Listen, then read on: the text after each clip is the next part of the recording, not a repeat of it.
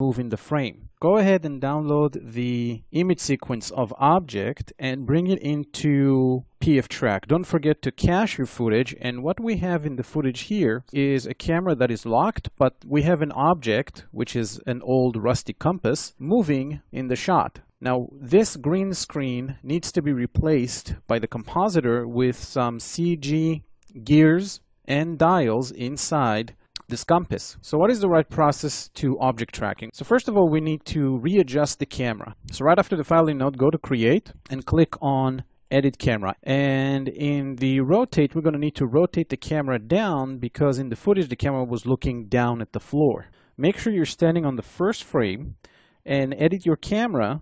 Now the camera was pointing down, so the y-axis should point towards you, and then you can change it to translate and move the grid as you can see on screen. Great. What we need is we need to import an object, an OBJ file that is going to be used for the object tracking. So I'm going to create, and there is the geometry track node. And inside the geometry track node, I need to go to the geometry section here in the parameters, load, and you can find also the compass.proxy.obj file alongside with this footage. Open. Now this object is huge. It's really, really big. It looks as if the normals were flipped incorrectly. So I need to click here on this button called Flip Normals. And I can also change the display from smooth shade to transparent. I can see through it. And here in the transform mode, I can change this first of all to scale because it came in really, really big. So I need to scale this down. And I need to make sure that it's not sitting on the floor, because in the footage the compass was really close to the floor but not sitting on top of it. So I can take my translate, move it up and to the side, try to match the compass as it was on set. And I can take my translate, and I'm trying to get the center of my object to be in the center of that compass, just like that. I can now rotate it, because it was rather rotated in the hands of the actor, similar to this. And I can go back to my scale and change the scale. I need to translate it just a notch, just like that. And now that I have this object floating in 3D space and is matching in my, and I can go and click on this button, which is track forward, and PFTrack will do its best to keep this object following the compass in the shot. Now it will also slide on you, so when it slides you can stop this, put it back in a new position. If needed, you can also rotate, not just only translate. See, I need to rotate a little bit on the Y. I can translate this back. And I always find it easy on this project to track the compass backwards. And I'm going to stop the video here and try to retrack this again until it matches perfectly. So we took a few keyframes right here, here, here, and also here to make sure that my object follows the prop in the scene. Now you can see here in the 3D space that this object is actually following the same animation of the compass that was shot on set.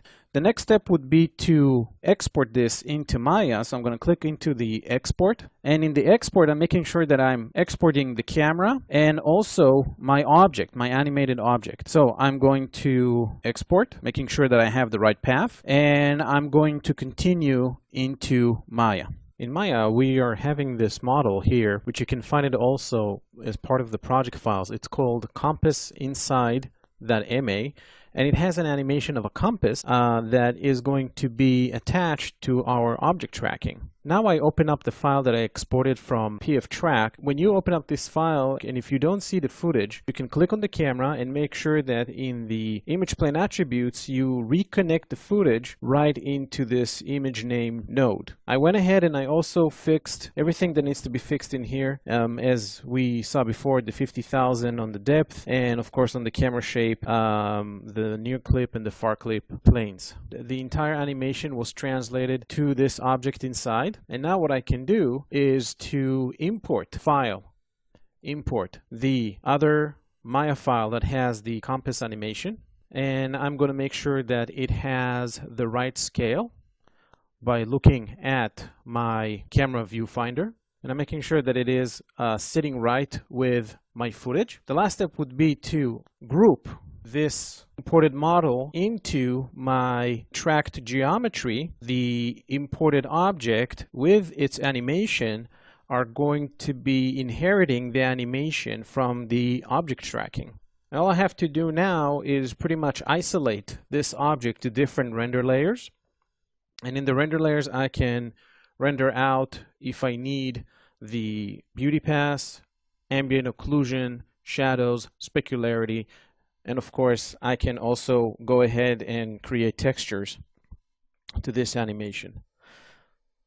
Well, this pretty much concludes our course on match moving, where we have covered the basics of match moving software. Started off with Match Mover, and then we continued to PF Track. We have learned how the theories of parallax and photogrammetry help Match Mover software solve shots. We have learned the differences between a dolly shot and a zoom shot. We've also seen how to solve a nodal pen shot, and we've seen as well how to use object tracking. We've also seen how to take the solved shots into Maya, and in Maya create proxy geometry can help us determine the perspective and resemble the environment that was shot with the camera. And we have also seen how to extend camera animations and how to troubleshoot shots that were troublesome. I do encourage you